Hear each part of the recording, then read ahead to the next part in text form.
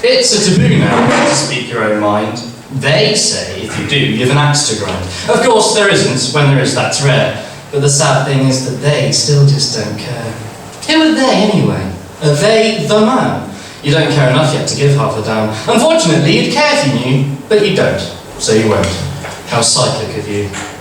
Them and their friends perpetuate the lie that you can be them if only you'd try. But you do and you can't, and life's just unfair. But you never did ask, how the hell did they get there?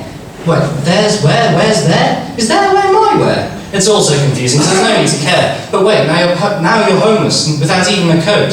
But it can't be your fault because you didn't vote. But you voted for them then. Well, them and their friends. But is that fair, really? Well, I suppose that depends.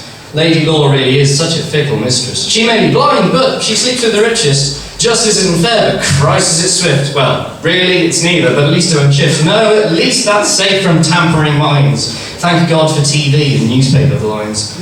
And while you're blind, they knock at your head. You let them in and they take you to bed. They lull and they coax and they take what they can. But what can they take? What risk is at hand? Your honour being taken and lost. They'll take it and keep it and measure the cost, then weigh it, display it and sell it away. They keep all they make and come back the next day. They'll then take away your identity and take from you your dignity. They'll take your steak from between your teeth. They'll take from above, within and beneath. You give them an inch and they take your car. You've still no idea who the hell they are. Stop sleeping on this, you don't have a choice. You have to learn this, they're taking your voice. They are them. Who wear Italian suits and buy the new posters and make the nice posters to buy new recruits, throw darts as a map for something to do, write your soul down and then sell it to you. They tell you they're full of national pride, which means the same thing as something to hide. They push you aside for the right to brag, to climb that greasy pole just to hide in the flag.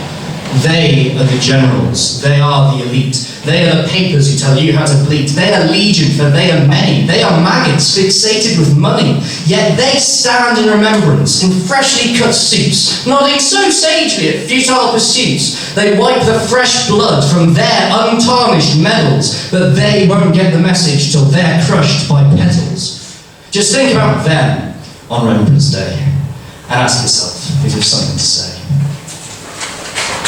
The Lamb stood on the platform, his coat was bright and clean. The executioner took his place and readied the guillotine. The town had all assembled, each face was happy and bright. The prior had uttered a simple prayer and promised a party that night. The Lamb protectors entered, the leader doffed his cap. "We bring 2 pairs of protective boots to help the poor chap." He gave the boots to the mayor, who presented them to the Lamb. As he left the stage, the prior said, "You're very clever, man." The Lamb defenders entered, the leader doffed her cap. "We bring a bowl of vegetable stew to help the poor chap."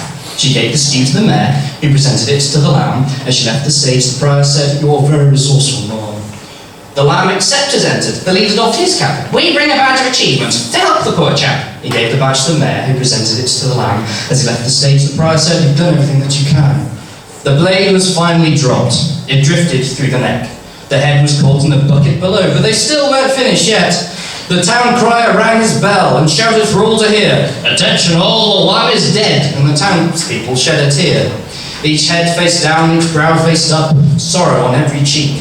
The air was heavy and sadness thick, the low point of the week. The head was placed on the plinth, and the town respectfully bowed. An awful loss, a tragic end, were the whispers among the crowd. The Lamb preservers entered. The leader doffed his cap. "We bring a knitted bobble hat to help the poor chap." He gave the hat to the mayor, who placed it on the head. The prior uttered another prayer, but the Lamb remained quite dead. The townspeople cheered and sang. They played their music loud. The mayor and executioner danced, and the prior joined the crowd. They'd done everything that they could, but the Lamb still had to die. Unfortunately, that's all they knew, and no one was asking why.